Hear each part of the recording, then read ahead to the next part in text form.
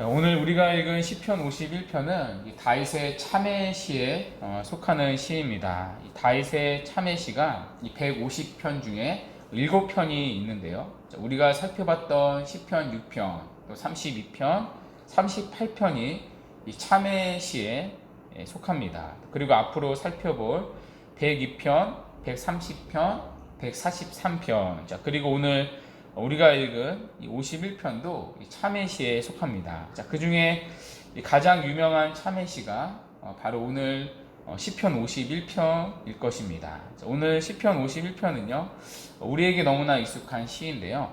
시의 배경이 오늘 표제어에 기록되어 있습니다. 다윗의 시, 인도자를 따라 부르는 노래, 다윗이 밧세바와 동침한 후 선지자 나단이 그에게 왔을 때, 이 장면은 우리가 다 아는 장면이죠. 다윗은 밧세바를 불러서 동침을 했습니다. 그리고 다윗은 자기의 죄를 덮기 위해서 밧세바의 남편, 그러니까 우리아까지 죽이고 말았습니다.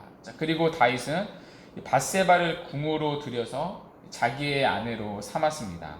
이 모든 장면이 다 지나가고 나서 나단 선지자가 1년이 되었을 때 다윗을 찾아와서 다윗의 죄를 지적합니다.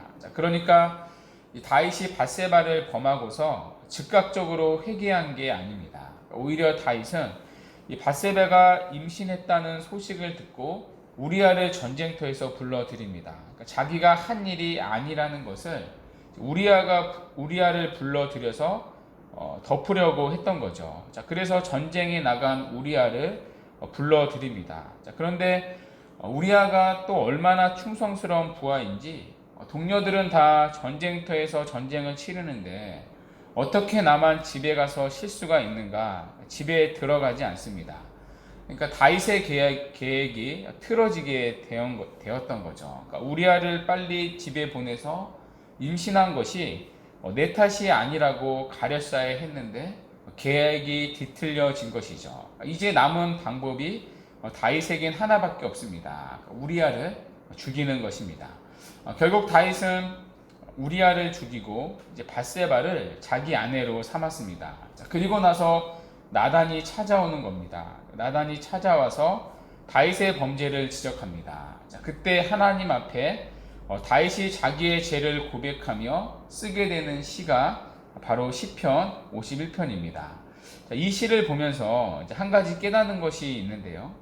이렇게 죄를 고백하고 회개하는 것 자체가 은혜라는 사실입니다. 여러분 생각해 보십시오. 다윗은 자신의 죄를 지적받았을 때 꼭 회개할 필요가 있었나요? 얼마든지 자기의 죄를 합리화할 수도 있었을 것입니다. 우리가 제일 잘하는 것이 합리화 아닙니까? 아니면 자기의 죄를 지적하는 나단 선지자를 자신의 권력을 이용해서 얼마든지 처리할 수도 있었을 것입니다. 아예 입을 막아버리는 거죠. 그러나 다윗은 나단 선지자의 지적 앞에 무릎을 꿇습니다. 그러니까 나단 선지자를 통해 전해지는 하나님의 말씀 앞에 무릎을 꿇었던 거죠. 그리고 자신의 죄를 철저히 회개합니다. 여러분, 이것이 얼마나 큰 은혜입니까? 결국에는요, 이 회개의 은혜가 다윗을 살립니다. 반대로 우리가 잘 아는 사울을 보십시오. 사울왕 역시 똑같이 죄를 지었습니다. 그리고 똑같이 죄에 대한 책망을 들었었죠. 사무엘 선지자로부터 똑같이 죄를 지적당했습니다. 그러나 사울은 회개하지 않습니다. 오히려 자신의 죄를 합리화시키기에 바빴었죠. 결국 그는 회개하지 못합니다. 그리고 나서 사울은 하나님께 버림을 당합니다. 이런 면에서 회개하는 것 자체가 은혜입니다. 그래서 혹자들은 사울과 다윗을 비교하면서 다윗은 정직한 죄인이라고 말합니다. 죄를 지었지만 하나님 앞에 하나님의 은혜로 정직하게 회개를 했다는 거죠. 그래서 오늘 시편을 한번 보십시오. 다윗은요, 자신의 죄를 조금도 덮지를 않습니다. 이 시편 51편에서 계속 등장하는 단어가 있는데요. 어떤 단어이죠? 바로 죄라는 단어입니다. 1절부터 19절까지를 보시면 죄라는 단어로 빼곡히 채워져 있습니다. 1절에 내 죄악을 지어주셔서 2절에 내 죄악을 말갛게 쓰시며 또 나의 죄를 깨끗이 제하소서.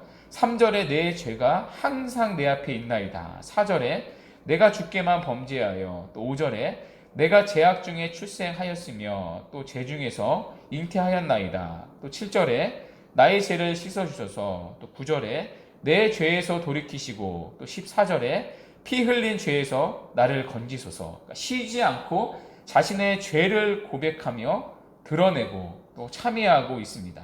그런데 오늘 이 다윗의 회개에서 우리가 주목해야 할 두 가지가 있습니다. 먼저 이 다윗이 죄를 바라보는 관점인데요. 자, 한번 4절을 한번 보십시오. 자, 내가 주께만 범죄하여 주의 목전에 악을 행하였사오니 라는 표현이 나옵니다. 자, 이 고백은요, 우리가 보기에 참으로 이상한 고백입니다. 자, 왜냐하면 다윗이 범죄한 실제적인 대상은 우리아와 그의 아내 밧세바이기 때문입니다. 자, 그럼에도 불구하고 다윗은 주님께만 범죄했다고 고백하고 있습니다. 이 부분을 히브리어로 보면요, 더 납득이 되지 않습니다. 그러니까 내가 주께만 범죄하여 라는 표현을 원문으로 보면 당신께, 오직 당신께만 제가 죄를 저질렀습니다 라고 되어 있습니다.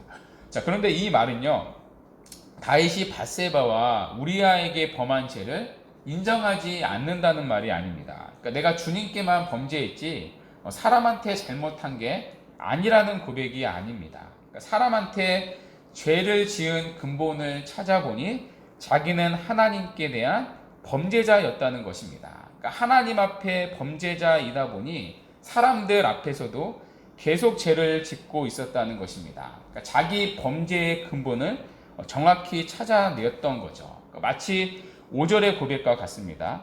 내가 죄악 중에 출생하였으며 어머니가 죄 중에서 나를 잉태하였나이다. 한마디로 자신은 뿌리부터 하나님을 향한 죄인이라는 것입니다. 자, 그러니 자기가 맺는 열매는 전부 다 죄의 열매라는 거죠. 그 죄의 열매로 사람에 대한 죄를 짓게 되었다는 것입니다. 자, 흔히들 우리는 이 죄를 바라볼 때 하나님과 사람을 분리시켜서 바라봅니다. 하나님께 짓는 죄가 따로 있고요, 또 사람에게 짓는 죄가 따로 있다고 생각하기 십상입니다. 자, 그래서 어떤 사람들은 눈앞에 보이는 형제 자매에게 잘못을 저질러 놓고도 아무렇지 않게 하나님께 예배하고 기도합니다. 그러니까 하나님께는 아무런 죄를 범하지 않았다고 생각하는 것이죠. 또 어떤 사람들은 하나님께만 죄를 저질렀다고 생각하고는 사람들에게 전혀 용서를 구하지 않고 아무런 일도 없었던 것처럼 살아갑니다. 하나님께 용서를 받았으니 사람에게는 용서를 구하지 않아도 된다는 것이죠. 그러니까 대표적인 예가 오래전에 나온 그 영화 미랑에 나오는 아이를 유기하고 살인했던 살인범 아닙니까? 하나님께 용서를 받았으니 사람에게는, 피해자에게는 용서를 구할 필요가 없다는 거죠. 자, 그러나 이 두 가지 모두 잘못된 태도입니다. 자, 그 예로 요셉을 한번 보십시오.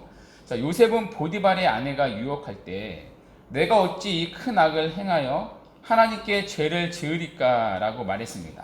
자, 그러니까 요셉은요, 보디발의 아내와 동침하는 것이 곧 사람에게 죄를 지음과 동시에 결국 하나님께 죄를 범하는 것으로 이해했다는 말입니다. 그러니까 마찬가지로 오늘 다윗도 그러는 거죠. 그러니까 다윗은 자신이 사람에게 범죄하면 할수록 결국 하나님께 범죄한다는 사실을 인식했던 것입니다. 그러니까 마비된 신앙에 양심에서 깨어나 보니 자신이 저지른 모든 죄악들이 결국 하나님께 직결된다는 것을 확실히 알게 되었던 것입니다. 자, 그러므로 우리가 다른 사람에게 저지르는 모든 잘못이 바로 하나님께 직결된다는 사실을 깨달아야 합니다. 하나님께 따로, 사람에게 따로, 여러분 그렇게 우리가 죄를 지을 수가 없습니다. 그러니까 남에게 죄를 짓는 그 순간 자신이 하나님께 죄를 짓고 있다는 이 사실을 반드시 기억해야 합니다. 자, 우리가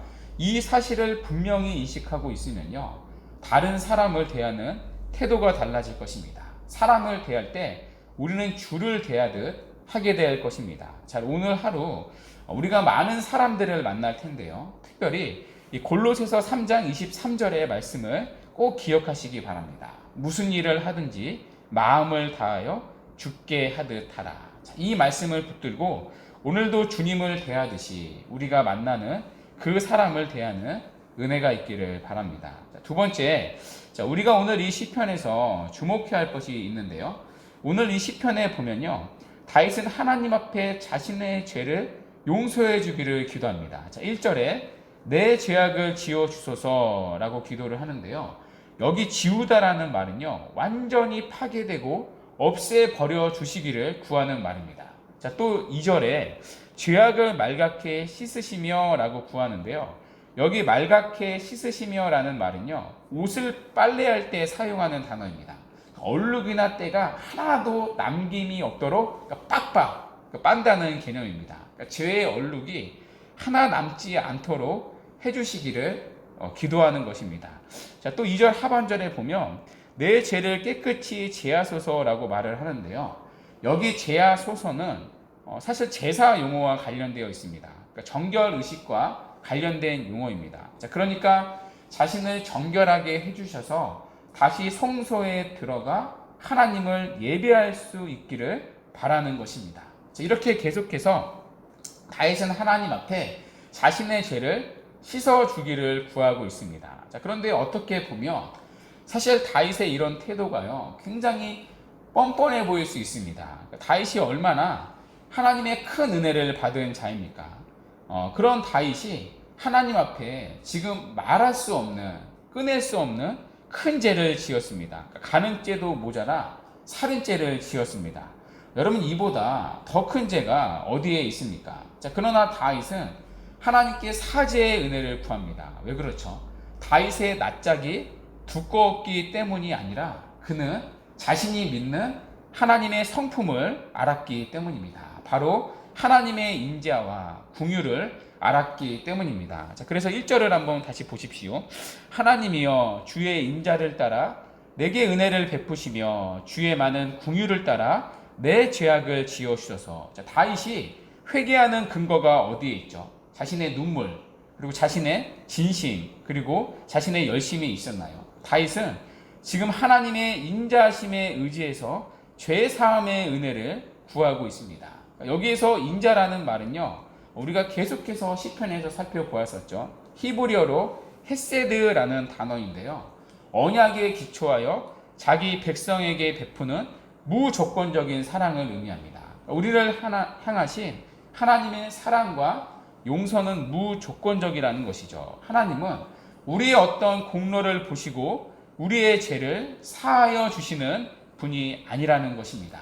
그래서 우리가 만번의 죄를 짓고 와도 우리가 주님 앞에 용서를 구할 수 있는 이유는 하나님의 인자와 긍휼이 내 죄보다 훨씬 더 크기 때문입니다. 내가 반복해서 지은 죄보다 하나님의 긍휼과 인자하심이 훨씬 더 크기 때문입니다.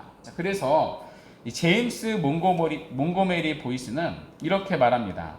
인간이 자신의 죄 문제를 해결할 소망을 품고 하나님께 감히 나아갈 수 있는 이유는 하나님의 자비하심 때문이다. 또 시편 86편 5절은 이 하나님의 성품을 이렇게 묘사합니다. 주는 선하사 사죄하기를 즐거워하시며 주께 부르짖는 자에게 인자하심이 후하심이니이다.